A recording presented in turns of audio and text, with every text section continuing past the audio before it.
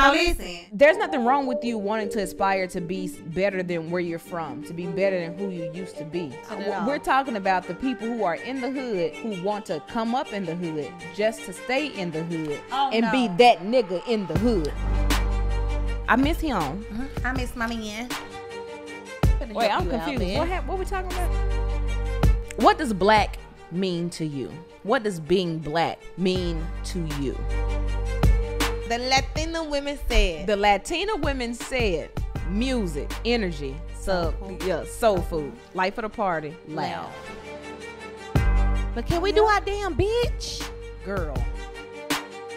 Didn't understand. Oh my, girl, I'm get sorry. that drink. my drink was stuck to my coaster. Keep going, please. Sorry. But how y'all been doing though? Y'all good? My man needs me. Somebody got to be there to fix his food and do everything for him. So listen.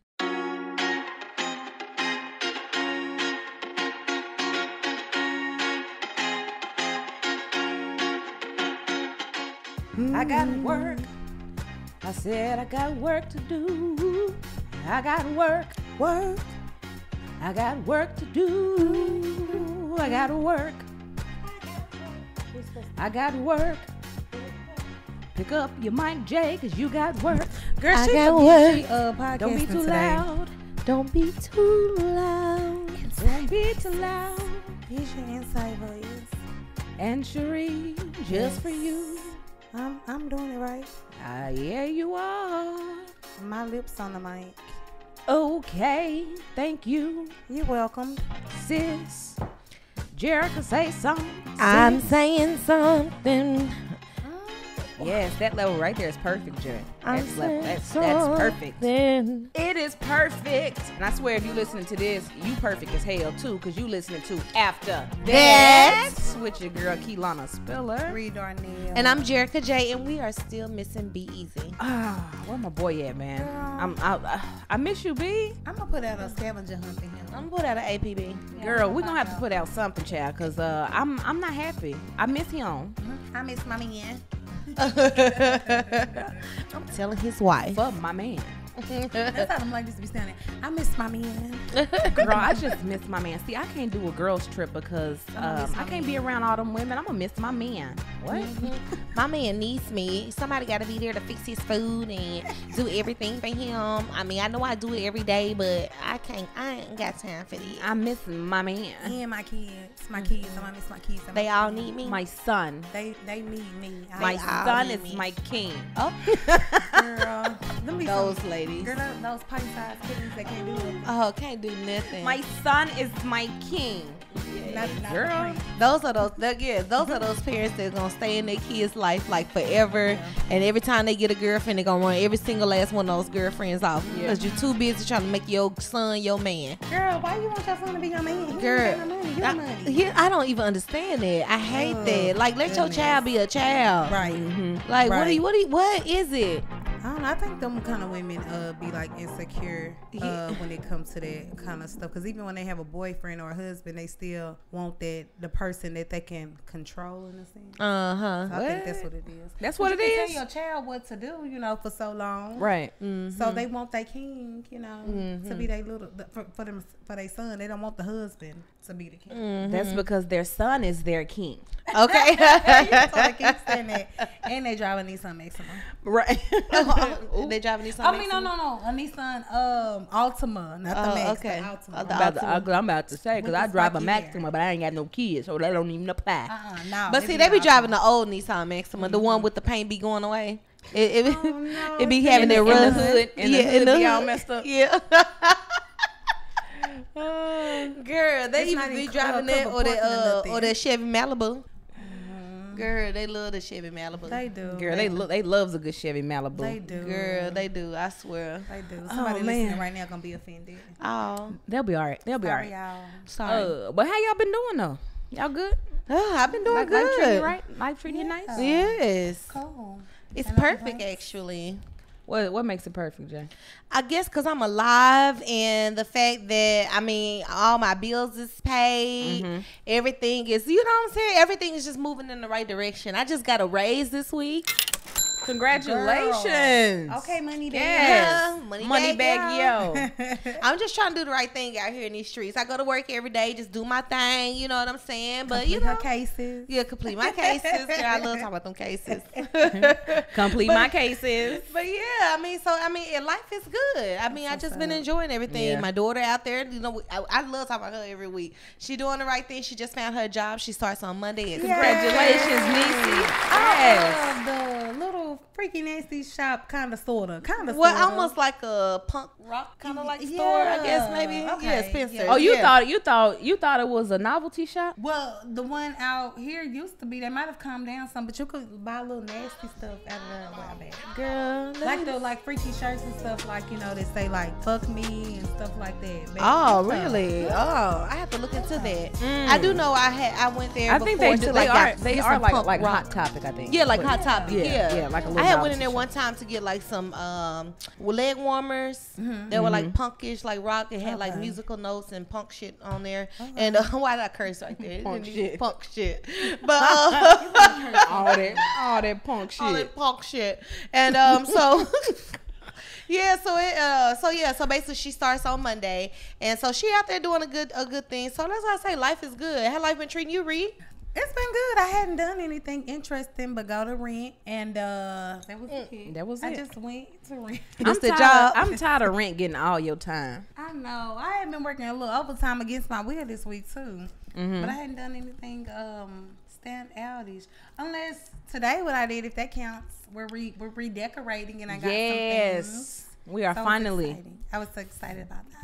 I'm excited that you're excited about that, because like we've been talking about this for I don't know how long. Our house has been looking like a dorm room. It's definitely dorm. It's first semester dorm. It's first semester dorm. Yes, when you're trying to understand your own space and you don't know what to fill it with. That's what our house was looking like for a moment. But Reed Darnell is getting it in, and she went shopping for some decorations and stuff. So yeah, I can't wait to see what it's gonna look like. They look good too, girlfriend. Thanks. Like I walked in and I saw all the stuff. I was like, wait a minute, now hold up. So we doing yellows and grays? We just doing yellows and grays. Oh, we gonna yellows and grays and light blues. Yeah. We're gonna get it together. We're gonna get it together because I want to do that. And then KeLanna, I told her I wanted to do a vision board. And at first it was sounding kind of crazy or not really like kiddish. But I was like, I'm gonna do the bathroom because I have an idea that I'm doing for the bathroom. Well, you saw it yesterday. Yeah, right. And I said, I'm gonna put that on my vision board so I can be sure to finish it. And KeLanna was like, no,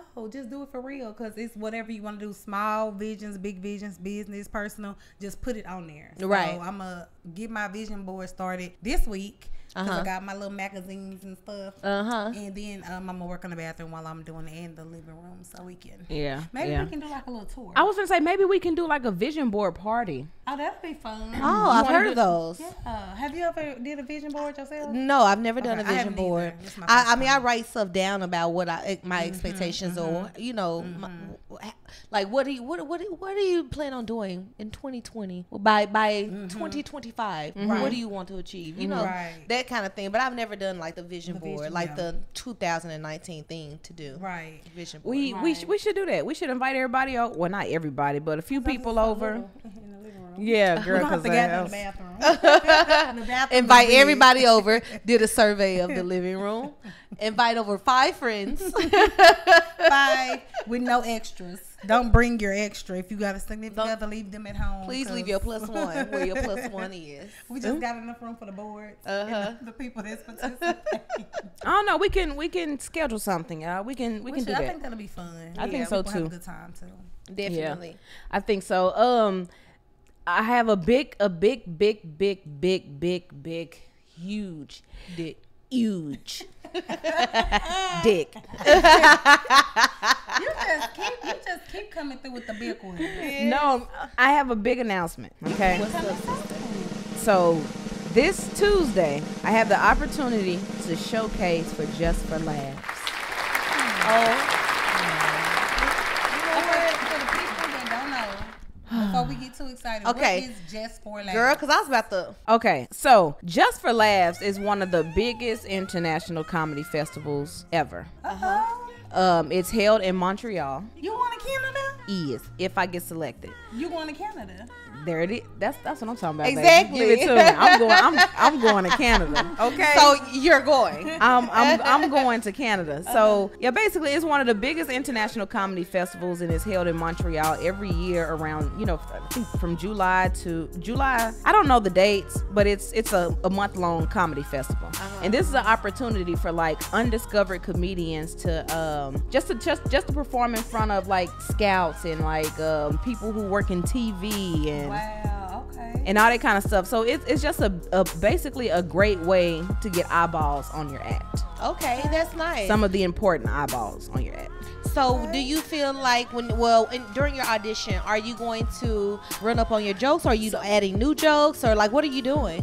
What is your plan? Opportunities like this, you want to go to the cream of the crop. You want to go to the bread and butter. Okay. You gotta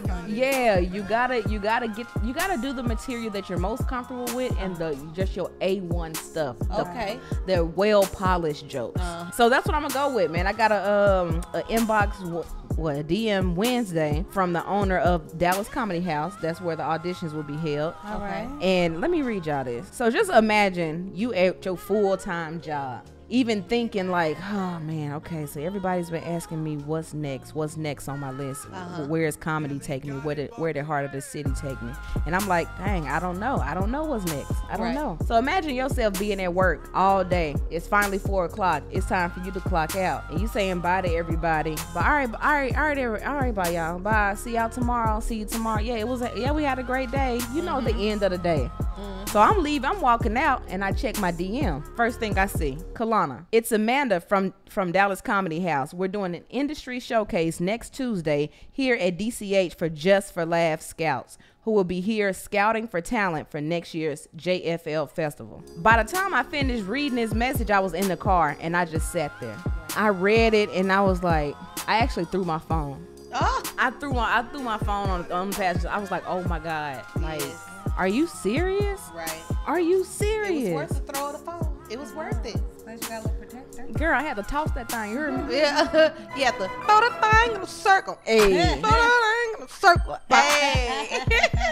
Girl, that was some good news, man. I mean, like, that's not every day that you get an invitation to do something that you dreamed of for so long. You know what I'm saying? To get such an opportunity like that. I mean, that's awesome. And man, when I tell y'all, I've sat and wondered like when is the best time to try to apply for JFL, because they have a portion of the festival that's called Unrepped. Like no representation. Yeah, like no representation from anybody. Yeah, you just come up like audition straight. Yeah, call will calls or like something like that. Yeah. Okay. And I was like a few years ago, I was like, how do you even apply? JFL is like a big festival. Like, how do you get in? I've always wondered that. I went and did some research, and then you can send your audition tape to their email or whatever. But something that's always told me, nah, not this year. Nah, not this year. I ain't ready. Yeah, I'm not ready. Not this year. Not this year.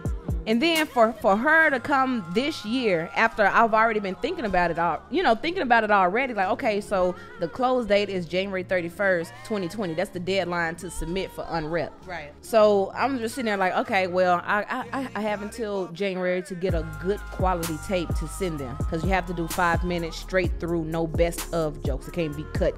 It has to be from start to finish 5 minutes, 5 to 7 minutes. So I'm like, man, should I apply? Should I apply? And then to get that, it's like, God is amazing. Because you had been talking about that for a while. You had mentioned it, going, back and forth, like, hey, that's what you want to do. This right. And then for it to just happen, like, you don't know what God is doing on the back end. You know what I'm saying? You don't know what he's moving around in your favor. You never know. In a completely different part of the world. Like, something that you're not even thinking about that would happen. It happens. It happens. Like, happens. God work in real time. He doesn't work in past tense, because I know a lot of times we like to think that. So, you're like, if I could just, or maybe when I this, and maybe when I that, but he work in real time. It's not going to be a past, or if you do this, if you did it. He going to bless you according to his will so he can get the glory. So you going to do awesome at this audition, and you going to go on over to Canada and and do your thing. Yeah. And make them. Thank you. And like just like she said, when everybody was asking, "Oh, what's next? Or what's this? Or what's that?" I don't know. I don't know. Whatever God brings I me, don't know. Whatever happens, happens. Whatever God blesses me Yeah. with, that's just what I'm going to be doing next. Yeah. And I love when I was reading on Facebook and I saw that like that was one of your responses, because somebody asked that or said something like that on Facebook, and then your response was, "Hey, whatever God bless me with, that's just what I'm going to be doing next." And then for this to be your next, yeah, like that's it's awesome. And then on top of that, I'm okay. So the 15th is the audition. The 17th through the 19th, I will be opening at Plano Hyenas for Big J Okerson, and he's and now this is about to be my first time performing at this club. And I've been doing comedy for 6 years. And this is about to be my first time performing at Hyenas on a weekend and getting paid from Hyenas, and not just somebody doing like a one-nighter or something like that. So it's like, oh my God, like stuff it's just happening, and I'm enjoying it, and I'm so grateful, and I don't know. I'm speechless, y'all. Yeah, I mean, hey, it's something to be speechless about. You know, like for real, for real. I don't think I would know what to say. I don't know, but today's episode, I guess, it's a little heavy. It's not really heavy. It depends. Heavy. It depends. It's heavy. It's gonna get heavy if it ain't heavy. Yeah. Okay. Last week was heavy. This gonna be heavy because that still kind of go with last week in a sense. How did we even come up with this? I have the slightest idea. I think because we were talking. Okay, so today's episode basically, what does black mean to you? What does being black mean to you? Okay. Honest opinion, not surface level, honest opinion. So me and Cherie, we were talking about this, and we were just talking about just how black people, we just sometimes all black people don't want the same thing for black people. True. Like the same, like as far like you have black people who live, like, I ain't gonna say in the hood, but you have black people. No, we for real. Okay. They live in the hood. Okay, you have black people who live in the hood, who only see the hood, who only have ambitions for the hood, who don't see nothing but the hood. And when they come to wherever you are, you Sadidi, you think you better than everybody. You know, so I mean, I think we just need to go ahead and bust that watermelon open. Oh, I was in the hood. You was in the hood. Yeah, she went straight to Oak Cliff. She loved the hood. Put it in the space. Understood. Yes. But I saw past Oak Cliff. I saw past Oak Cliff since I was a little girl. I knew I didn't want to live in Oak Cliff forever. I knew that I did. I mean, it is some nicer parts of Oak Cliff. Don't get me wrong. It is some decent parts, and they are what did you call it? Gentrified? Yeah, they're doing that in some areas. But the thing is, I saw past that because I was one of them little kids that actually had a dream, like when I would watch TV or movies and stuff. Like I told KeLanna, she was laughing. I knew that I was gonna be in a music video with Tyrese, right? I knew that. Not a music video. I knew it because he was my man back in the day. But I knew that. Not baby boy. Girl, I wanted it so bad. Baby boy. I wanted you, Tyrese. We had the same middle name and birthday. But no, I saw that I could actually live in a nice house, nice apartment, townhome, condo, whatever I wanted to do. I knew I could make that extra money. Even now, with my pay now, I'm like, this ain't shit, because I know that I can make money, make more dollars. money. Right. And I just feel like sometimes a lot of us as people of color, we're okay because the bills paid. So you mean to tell me you go to your job 40 hours plus, depending on who you work for, and you're okay with just paying the bills? You don't see nothing else. Right. So I think we need to come out that mindset as black people. I think we need to start reaching for the stars. Everybody's not gonna go to college, but that don't mean you can't live in that house you want to live in. You can't drive that car. You can't have that business. You can't have that peace of mind. It can just be the peace of mind, because when you're working on a shitty job, you don't have peace of mind. Right. You sure don't. You don't have no peace of mind. You always wonder, especially if you work in white spaces or whatever. Yeah. Sometimes you're uncomfortable most of the time. Yep. You know, you wondering if you offending somebody. Like, am I being too aggressive right now? Like, what am I like? I have to calm down. Like I sometimes you just feel like you can't be yourself. You can't. You can't. So like, what is your definition of being black? My definition of being black, I was talking to my homeboy about this last night, and we were, talking about our definitions of being black, and I said one of the things that stand out the most to me about being black is wearing a mask. So being black to me means wearing a mask, code switching, right? Having to explain who you are while still trying to understand who you are. Right. Yes. Yeah. I agree. That's really deep. Yeah, I feel love like that explanation. Yeah, that's perfect. I feel that way. I feel like we are covering, we are wearing a mask. We do have to make sure everybody else is comfortable around us. That you're totally not being yourself. Like the way we talk, laugh, haha, with each other, or even if it's real, it's tears. We can't go outside that door and share that with another race or another culture, and they'll understand it. It's not like, well, don't you think you're overly sensitive? Don't you think? Don't you think you're overthinking this? Right. Like it's not that crucial.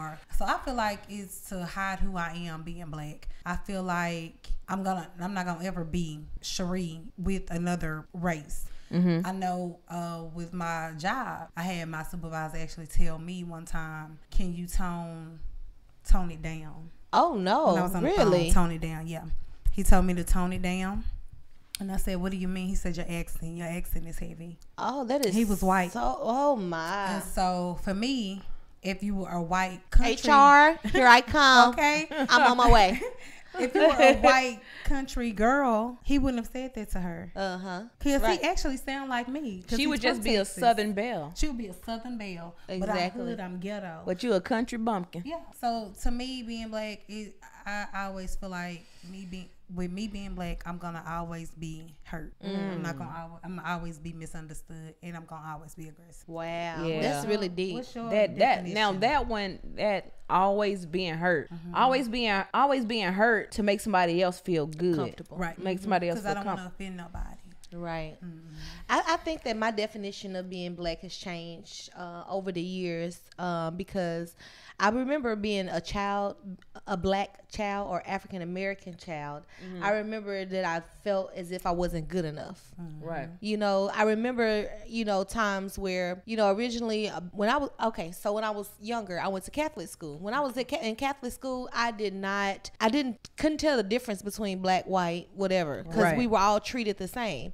But when I was integrated into going to public school, that was when I really noticed that I'm different, and so as an example, I had a teacher one time, and she just made me feel as if like I wasn't the same as little Sally in my class, because little Sally, she was always able to be the line leader. She was always able to be the one to answer the question, or the one who reads, or whatever fun activity that we wanted to do. She was the one that was they were always the ones that were called on. So it made me feel like I wasn't good enough, or it made me feel as if if I had all the answers, because sometimes she would call on me, okay, I'll get the answer, or whatever the case may be. But if Sally or someone didn't understand, oh my girl, get that drink. my drink was stuck to my coaster. Keep going, please. All righty. It would just make me feel like I just wasn't good enough. So I could give an answer, or it was like, so Sally, what do you think about this? And so and it was clear that Sally didn't know the answer, but she would take her time with Sally to get Sally to the point of understanding. And let little Jimmy be in the class, and Jimmy say, I don't understand. We don't have time to go deep dive into that. We have to move on to something else. If you need help, see me after class or something like that. But let little Sally not understand something. You breaking it down. We sitting on this for 2 hours. Being patient with being patient and understanding. So it always made me feel like when I was younger, the definition of being black was I'm not good enough. Right. As I got older, I can say like teenage, I always felt like Well, I'm looking at my friends who are white and they have money and I don't have money. And they live in big houses and I don't live in a big house. Or, you know, it was that comparison, you know. And so to me, as I got older, it always meant that black was being poor. Like you didn't have the same thing that the next person has, or, you know, you're not good enough, or, you know, like you live in this state of like not being enough or depressed state. Like like, okay, it's not enough, but you know, whatever. You know, you still go on, you still push through. But the definition of black, like all my black friends, we over here, we don't have much, but look at her and her friends, you know, they got everything, you know. And so that was like, you know, my definition of it. And now, you know, that I'm older, it's almost like I'm able to shift that perception that I have into an understanding that all these years has been a perception of based on how others feel about me. But it's not my true feeling of what being black is.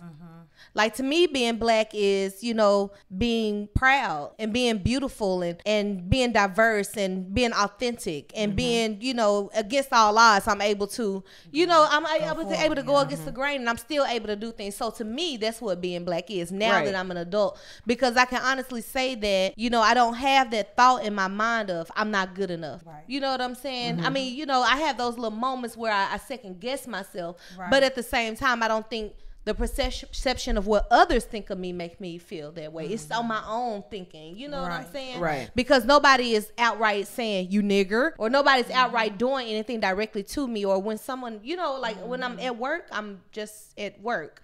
And so I don't have that. I guess maybe with my personality, I don't get as much, what is that? The backlash of white people being better than me, because you are bubbly and friendly and so I can see that. So I don't get it as much anymore, because I think that I've gotten to a point to where I'm so raw, you know what I'm saying, to where and that may be my definition of being black is you can't never be off guard. You always got to be you gotta be push people aggressive. You gotta be so you have to push people away from you a lot of times, you know what I'm saying? Or when they come to you, they already know you finna be like so they already on guard to say, I better not say that to her. Let me watch what I'm saying. They don't want you people you, so they stay out for you. So they stay out of the way. But so I guess in a sense, I do still have that aggression. So black is still being like aggressive, even if I fluff it up a little bit, because I fluff up the aggression now. Don't get me wrong, I fluff. But that's the thing. So is it really aggressive, or is it just being assertive? Like, cause other people can be assertive. You're black. You're especially men. Men can be assertive. Men can be stern. Men can be, you know. You're a black woman. You're aggressive. Yeah. That's what it is. That's you're what aggressive. It is. Now, but I do know that there's a difference of what my definition is of being black of someone else outside of our culture, and then what it is to be black inside. Like how my definition of being black within myself is beautiful, confident, you know, and all that. That's how I feel like. But on the outside, their definition of what I am of being black is totally different. It is, because you have the stereotypes and stuff. Yes, exactly. Yeah, because so last night, when, like I said, I went to dinner with my homeboy, and I was telling him about the podcast, and I was explaining what today's topic would be. He was like, man, that's an excellent question. He's like, it's a loaded question, but it's still an excellent topic to talk about. So then he started asking, you know, we just started asking people at the restaurant what they thought it was, what their definition was about, you know, of black. Oh yeah, being black. So we were talking, and we asked this black guy and his girlfriend. We asked them. So the black dude said, so he's like, man, I got this topic for my podcast tomorrow. It's like your definition of being black. Can you please give us your definition? What do you think being black is? What is black to you? He said being black is being hyper aware. It's like he has to constantly ask himself if he's being too aggressive, is he too loud, are the people around me comfortable? And his girlfriend was like, his girlfriend, who's from Ghana, she moved here when she was 10 years old. She said when she lived in Ghana, she never had to think about being black. Now she's hyper visible. Yeah, that's good. Yeah, that's like now she's a black girl who's hyper visible, who works in corporate America. Not even corporate. I think she's an engineer. Yes, I think she's an engineer. So, and she's like in Ghana, I was just another person. Here, I'm the black girl in engineering. You know, so now she associates that with like she see black as being tokenism, or like the token black girl. Definitely. Yeah. And even her boyfriend, he was like, man, when I go to a all black party, I'm just a dude at the party having fun. But when I go to if I go to a party that's thrown by white people, he's like, this is when he was in college. He's like, if I go to a white party, I'm the black guy at the white party. And it's like, okay, so like you can't even have fun because you're like, okay, you know, what's going on? What they thinking? Am I too loud? Is he drunk? Yes, he drunk. Right. Oh wow. So crazy. But what was interesting? What was interesting is when we asked 3 Latin women, we asked 3 Latinas. And you know, this is on our way out the restaurant. So we still talking about it because, like I said, it was just a long conversation. And then, you know, I was like, let's get one more opinion. Let's ask these 3 girls right here what it means to be black. Yeah, what does black mean to them? Oh, okay. Yeah. What does black mean to you? And they're like, oh man, I'm sorry, we weren't expecting this. We was like, I know, we know. That was uncomfortable. They were. Yeah, just give me an honest answer. That's exactly what we said. Give me your honest answer. Don't filter it or nothing. Just give it to me. Give me the first thought that you have. One lady said energy, and my homeboy Byron, he said, okay, so energy, if you don't mind, can I ask you, like, what do you mean by that? She said, you know, just loud, you know, like loud, life of the party. It's like, okay. I said, well, and then we said, okay, thank you. That's your honest opinion. Then we ask another one. She's like, the music. Just the music. Yeah, she was like, the music, fun, and loud. And life of the party. Life of the party. I want to hear this third. Please, you know what? Give me this third one. Okay, so it was energy, music. Oh, and soul food. Baby, that's black. Y'all hear that, black? The Latina women said. Look in the camera. The Latina women said. The Latina women said music, energy, soul food, life of the party, loud. That's what it means to be black. That's what we look like to them. Oh, and the one who said soul food, she came back and said fashion. Yes. Okay. That's all we are. So to me, what we said, like we went into our inner feelings. You even elaborated on how it made you feel from each part of your life. And out of all that, we had words like hurt, aggressive, and even that can even go into not as confident in a sense of, because I can't really be myself in here. So I'm just gonna kind of dumb myself. I'm gonna just dumb myself down, even though I know. So they didn't say nothing. They didn't hit on none of that. They hit everything. Just when you at a fucking barbecue and you chilling with your friends, you got on the cute outfit and stuff. Girl, they didn't say engineer.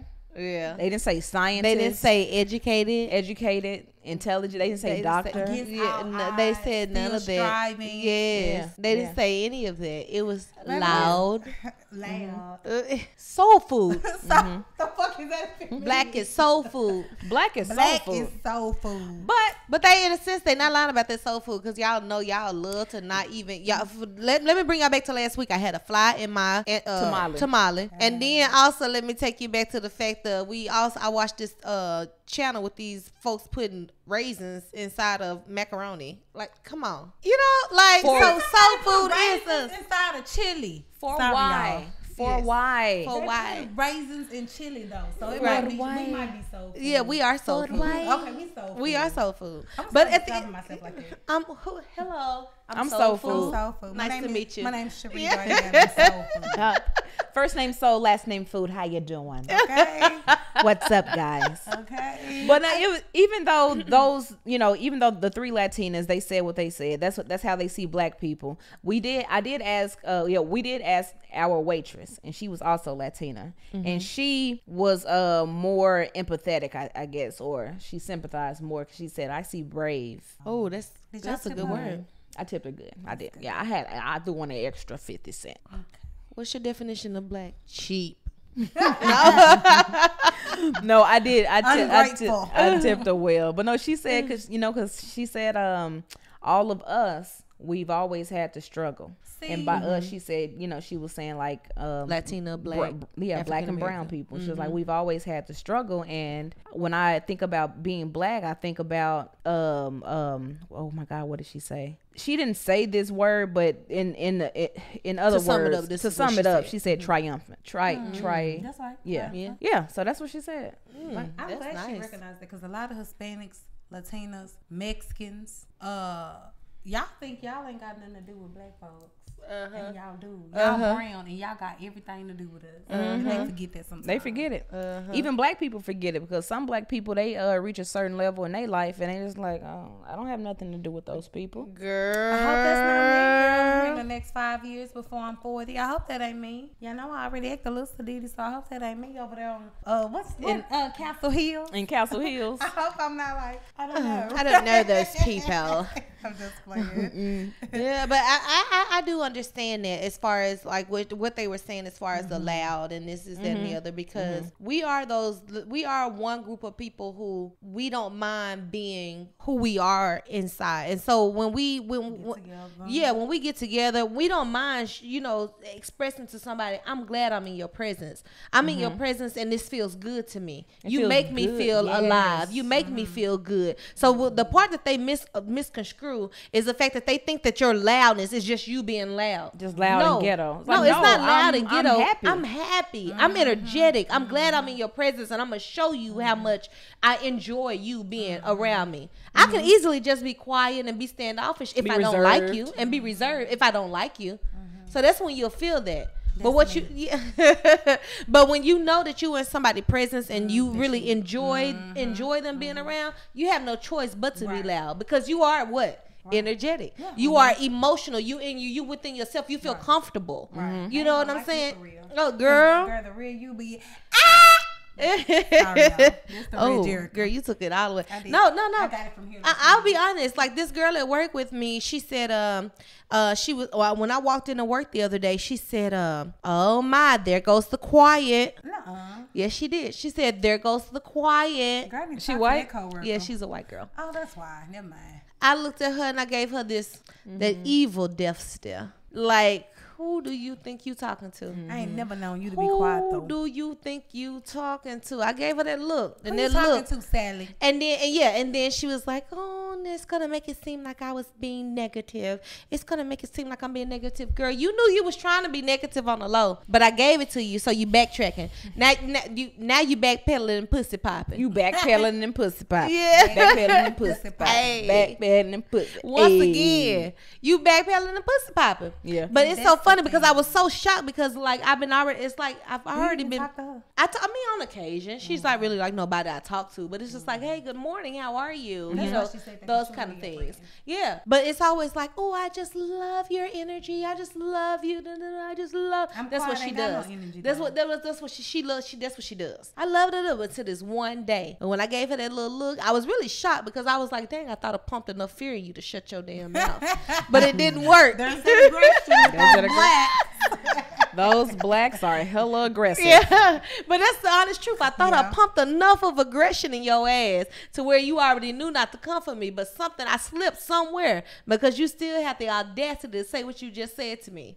You know what I'm saying? So now here we go. Once again, I'm finna, you back in training again. Yeah, you back in training again. You back in training, because I need to train you. Now you back in training, because I let up on you a little bit. What Jay talking about, just backpedaling and pussy popping out for her.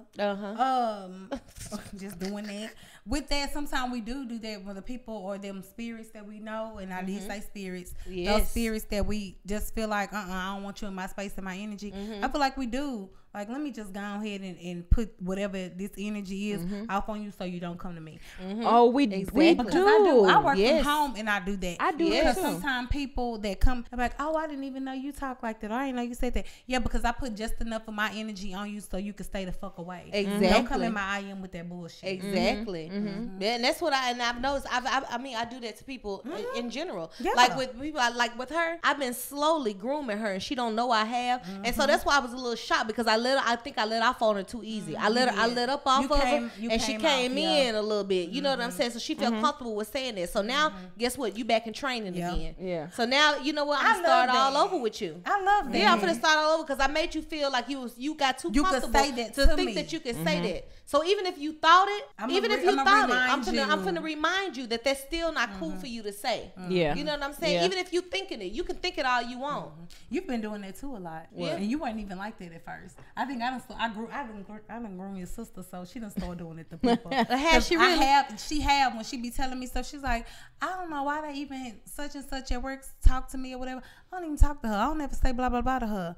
And I just have to look at her. You be telling me stuff like that. Because she used to think, oh, you so, don't be so hard, Riri, blah, blah, blah. No, you have to be hard with some people. Yes, you have to let them know, nah, bitch, I'm not the one. Yes, you do. And I like that you're doing it now. I am. It's boundaries. I'm starting to do it because and what I've noticed is when I do it, okay, first of all, I work with a lot of younger people. Yeah, so although I'm 34, the people that are around me are like 24, 25. Oh, so you're like 10 years old. Yeah, so I'm like the older person in my department. Ain't that funny? It's funny. That's funny. It is so funny. Yeah, I swear. Because I remember being the young one. Yeah. But I'm still young, but in that space, I'm the middle-aged one. Yeah. So I'm the middle-aged one. I got old when I went to work. It's so fucking weird. It is so weird. But it's also, I also noticed that me being reserved allows me to get to have that respect, for people to show me that respect. Like when I was 24, 25, I was like just excited at work and loud and laughing. Everybody's my friend at work. You was like that at rent. I was like that at rent. Yeah, everybody's my friend at work. Everybody's my friend. But the older you get, the more you experience life. Everybody don't get the opportunity to be a part of you and be in your space.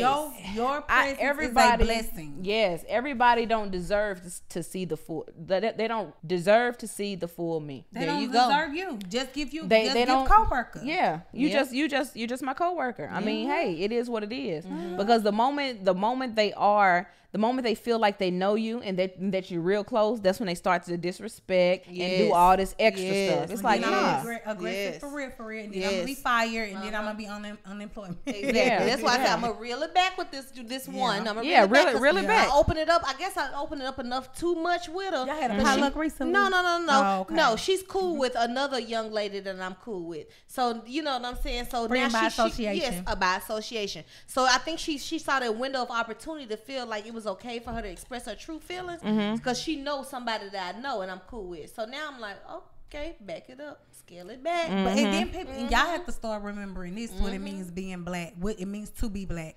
Just because you friends with KeLanna, that don't mean you my friend. Just because you friends with Jay, that don't mean you my friend. Right? Because I don't fuck with you. Right. They fuck with you. I don't. Right.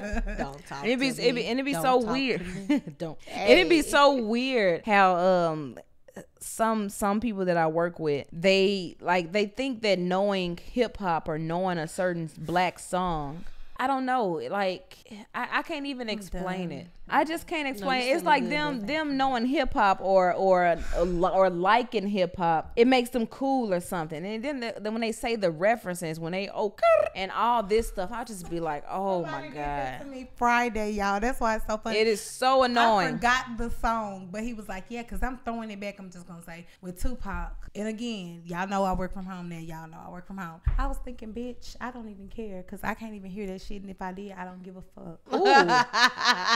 Three cuss words in one sentence. Girl, that was three. You really fed up. That really I know made you me fed fed up up because I know what y'all talking about with that. Oh, just because you listen to a certain artist, I don't care. I might not even like that artist, and even if I do, that don't make you down with me. And that goes to show that like our culture is so consumed by everybody else. It's I almost feel like it ain't even no place for it in our own community. It's like we started it, but here y'all can have it. Our culture is a science experiment. It is because they pick and choose. Like they can be a part of it, but not really be a part of it. It's like, okay, I can wear the FUBU. Wait, if you wear or the Rockaware. I can wear the FUBU or the Rockaware, but I ain't got a rock or FUBU with the people. I need to get up from this table if we're still Rockaware and FUBU. I'm just Don't saying, act like we just find your girl Rockaware shirt from 2000. Guys were doing some cleaning and her Rockaware came up. I had a Rockaware sweater. It was cold back in the day, but I just cleaned out my storage, and it had my old Rockaware sweater in it. You know what? I might just bring that motherfucker back. Don't bring that motherfucker back. I think I might just bring that motherfucker back. Right here, didn't it, Jay? It had the R and the W on the left side. Now leave that motherfucker right there. Yeah, and it's so funny because I thought the Rockaware was just in the label of it back here in the tag, and I held it up. I was like, I could probably wear this little black and white sweater. I pulled it up. I saw that RW on that left. I said, let me show y'all my Rockaware sweater. Hold on. So My gosh, don't get it. I was like, oh Jay, I was thinking in my head like, oh, you can probably jazz that up and pull that off with your layers. I think I can, but I don't. This is a cold ass sweater. If it didn't have a chili stain in the front. But it got a chili stain on the front.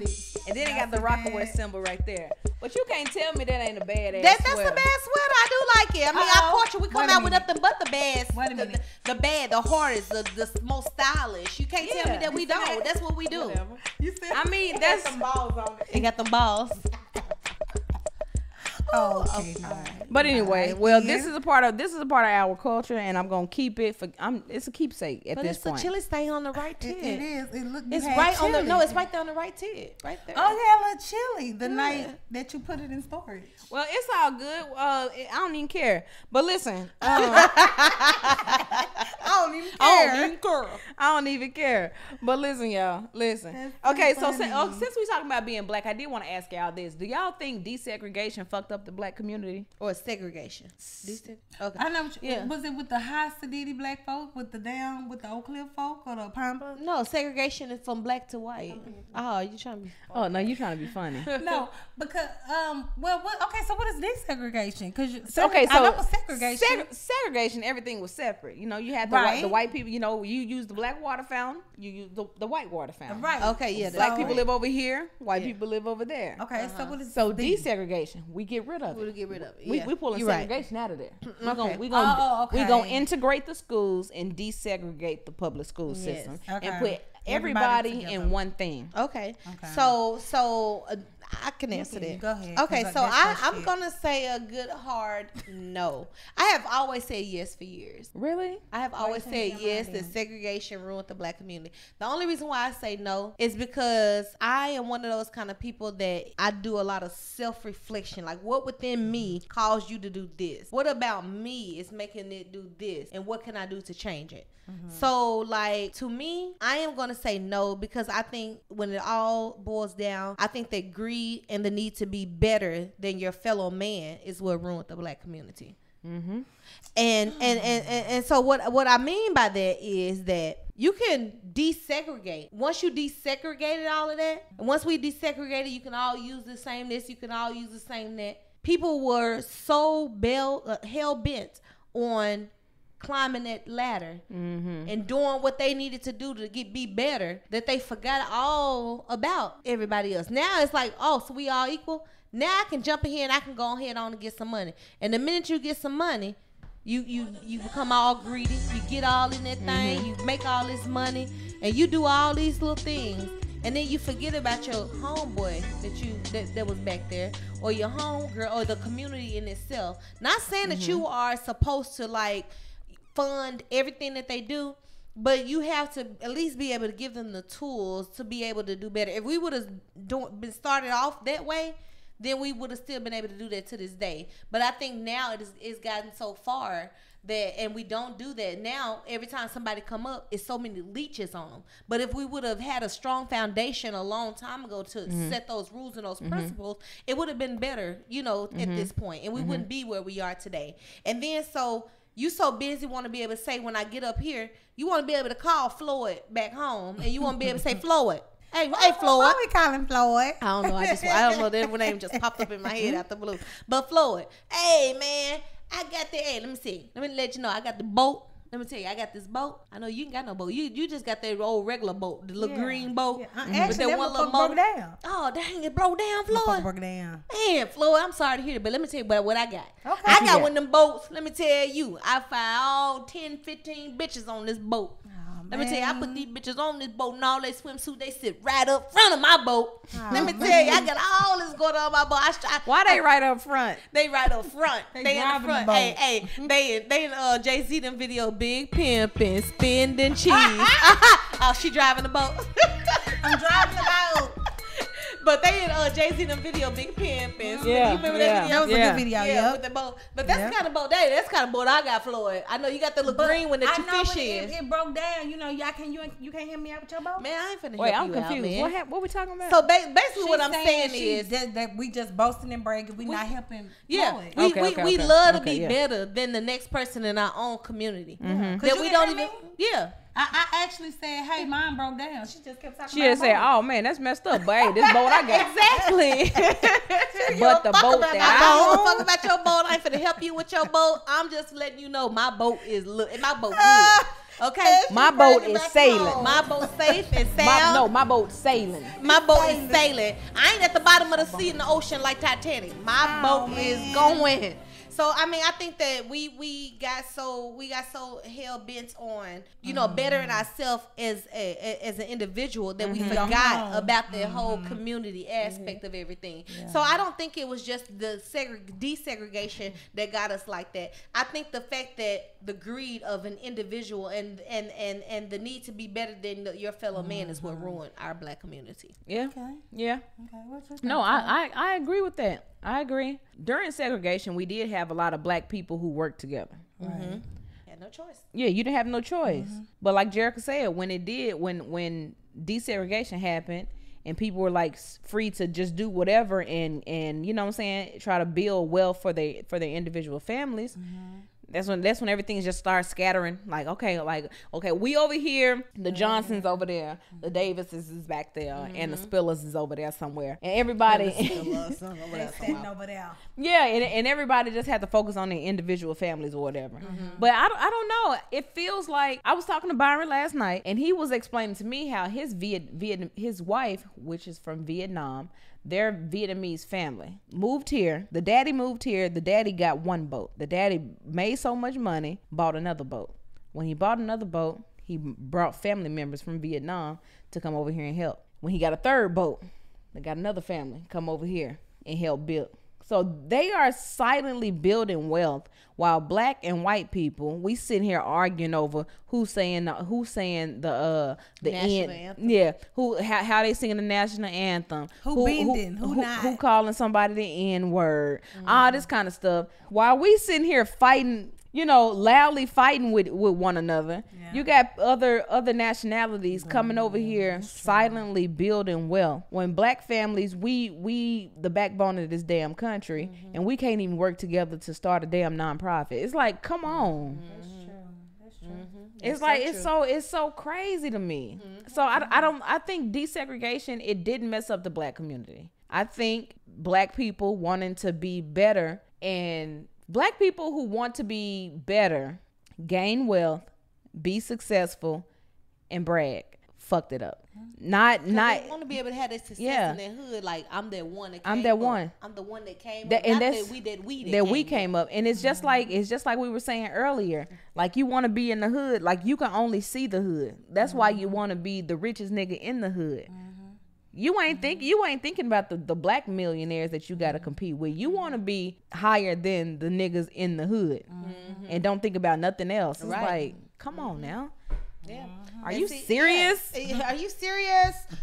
So that's what I'm saying. We are in a state of desegregation at this point right now, which allows not even just black and white to be here in America, but desegregation allowed all races and all cultures to be right here within the U.S. without question and without whatever.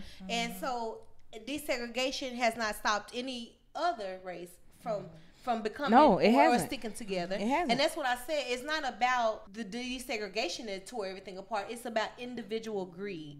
You know what I'm saying? Because these other races and cultures have been coming right on over here. Desegregation, they are part of that too. Even though they weren't here, they are able to gain from desegregation. Yeah. Because they're able to be here and do what they do.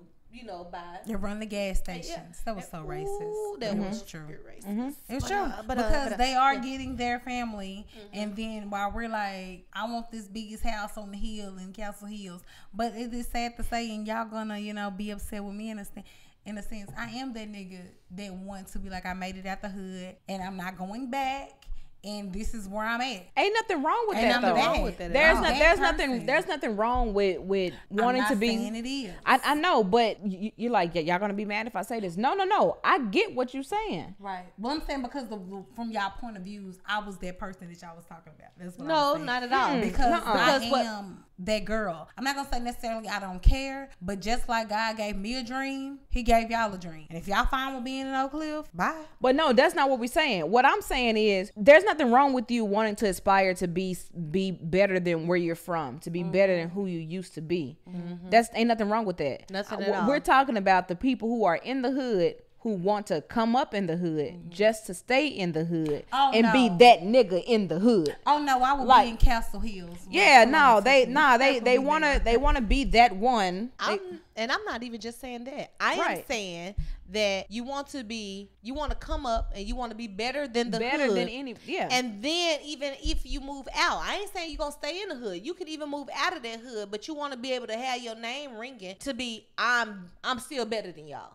And that's what I was saying I was. That's why I was saying y'all probably better, because that's what I want. Not to say necessarily I'm better, but more so of coming from a sense of y'all can do this too. No, I'm not going to hold y'all hand because nobody held mine.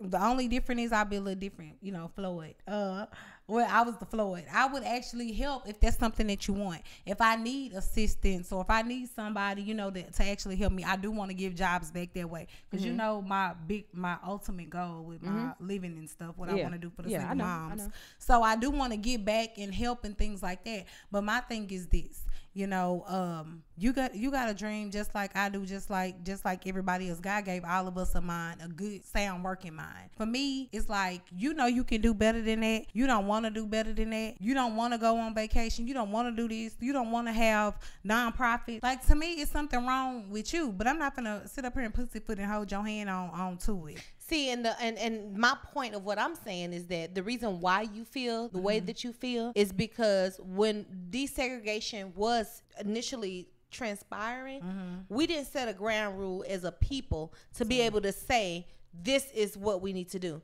Like KeLanna was just saying, the Vietnamese people, I got this, now let me reach back and do this. So here you come, I'm finna go ahead and get you, and you gonna come over here and help me. Now I'm finna do this, and here you go. See, I'm finna come over here. And since we did not set that ground rule, that's why you feel the way that you feel right now. Yeah, it's okay. And that's why she feel like that. Yes. And that's why a lot of people feel like you feel, baby, because in the comedy world, you have headliners who will come to a city and tell the club that they want a white opener or a white feature, or I want a Hispanic opener and a white feature. So it's just like they'll have a woman, or I don't want a woman. Like, you have the opportunity to reach back because you're a black comedian. You understand the struggle. Right. You know what it's like. And you know how hard it is. Yeah, you know how hard it is for us. And you have the opportunity to change that. That's why I appreciate Kevin Hart so much. Right. Because he did, come back. He did buy his first boat and then came back and to bring other comedians on his other boat. So it's like, it just pisses me off. That's why I say all black people don't want the same thing for the black community. Exactly. Because I can pray to God about becoming a headliner so that I can give the opportunity to give back. to give back, to bring other comedians on. So that's why I'm not upset with the way that you feel, because you are entitled to feel the way that you feel. You have the same opportunities as the next person. So I'm not saying that you are wrong for feeling the way that you feel. What I am saying is, at the moment where we had a chance to set a ground rule with how we should be doing, we didn't do that. And so that is why, and that's why I'm saying that a lot of people feel the way that you feel is because we didn't set that ground rule. And if we had, you wouldn't be feeling the way that you feel. But I'm not mad at you, because I do know that we all have our own paths. We have the same opportunities. But let's be honest, we really don't have the same opportunities, because at some point, there was a time where we were in segregation. There was a time where we didn't have what everybody else had. It was only because, you were light skinned, you got a little more than somebody else, and you got a little more than this, that, and other. So you were able to pick your family up and pull them by the bootstraps and come on, let's go.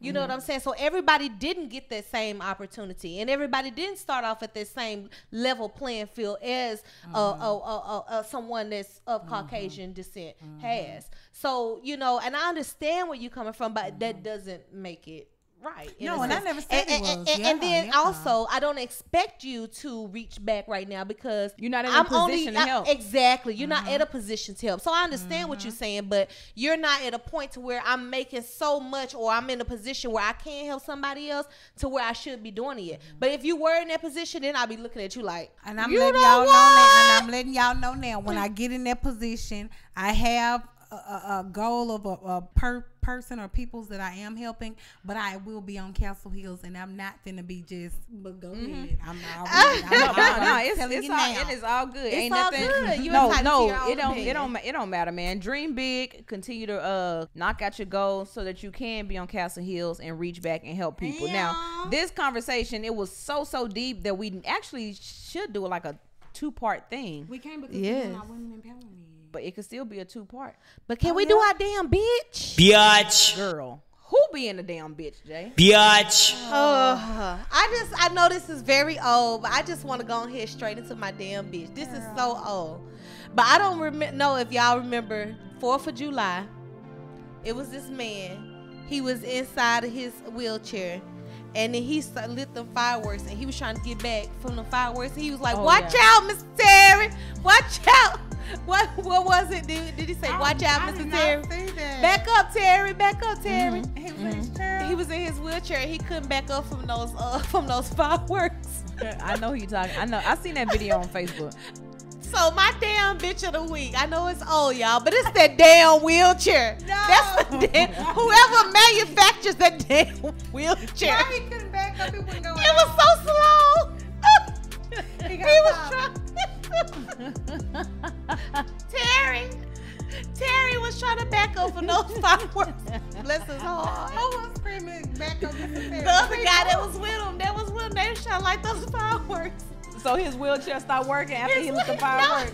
It was just so slow. Mr. Terry damn near tried to fire. Terry was trying to back up, but he couldn't get it together. I did not. My damn bitch of the week is Terry's damn wheelchair. I still remember. I forgot what you did to Terry. I'm mad at you. That wheelchair is trash. I swear.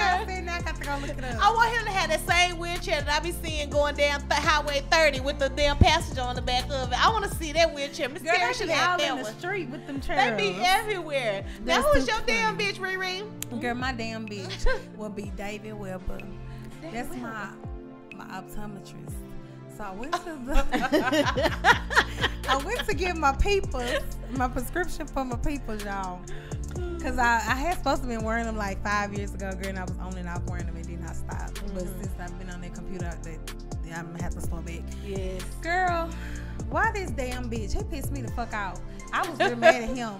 So he was giving examples on, so you're in a good profession, you're at your computer all day, you need your eyes. It's not like you're working in a cotton field, right? Hold up. Hey. I almost got the fuck up out that chair and let that motherfucker have it. See, that's where that aggression come in. And I thought about it, and see, I'm mad that my spidey senses with my blackness is slow now. Cause it used to be I was ready. I didn't tell you because I wanted it to be fresh. That's why I didn't tell you. I wanted it to be fresh. I see. Yeah. You want this to be too damn fresh. I wanted it to be real. Did you file a damn complaint at the Better Business Bureau or someone? No, because it's his own, but I could have. Yeah. You still need to file a complaint on his ass. What the hell you talking about? Now, out of all the job descriptions that you could have told me, why would you pick a fucking cotton field, bitch? He said he needs to be more than a damn bitch of the week. Yeah. We need to be picketing for closing this motherfucker down. And he right down the street on Preston. I don't mind. He's a white guy? He was a white older guy. He really threw me off, KeLanna, for real. That's just like wait. With, How did you respond when he said I that? literally sat there because he catch you off regardless. So I was caught off. Regardless. I was really caught off for. That's why our cousin Melissa for using regardless when it's my supposed to be cousin catching me off guard. always say, "You call me off regardless." I don't get it. It's just retarded. I was caught off regardless. I'm not gonna lie, y'all, because I'm sitting there and he's doing the thing, and he was explaining the eyes. He's a storyteller, and he said, "Yeah, because you need your eyes. You're at a corporate office job. It's not like you're working in a cotton field." And I literally was like, I can't believe you just saved this for this damn show, and we got. Girl, I'm sorry, y'all. I was really caught off guard for real. So David Webb is my damn bitch, and I won't be going back to that motherfucker again. So you want to know? We want to talk about what it was like being black. Prime example. That's what it's like, man. Back, you can't even go to the optometrist and get your eyes checked Without being called a field nigga. A cotton picking field nigga. But that's what Mr. it's Webb been after that with KeLanna Spiller. Reed Darnell. Jherica Jay, and we still missing goddamn bees. Somebody send out an APB for Be Easy. We miss you, Be Easy. Thank y'all for listening. Peace. Thank you guys so much for tuning into After That with your girl, KeLanna Spiller, Reed Darnell, Jherica Jay, and Be Easy. Please be sure to follow us across all social media platforms at After That. That is AFTERTHAAET. Again, After That. AFTERTHAAET. Thank you. You was sure about that, E.T.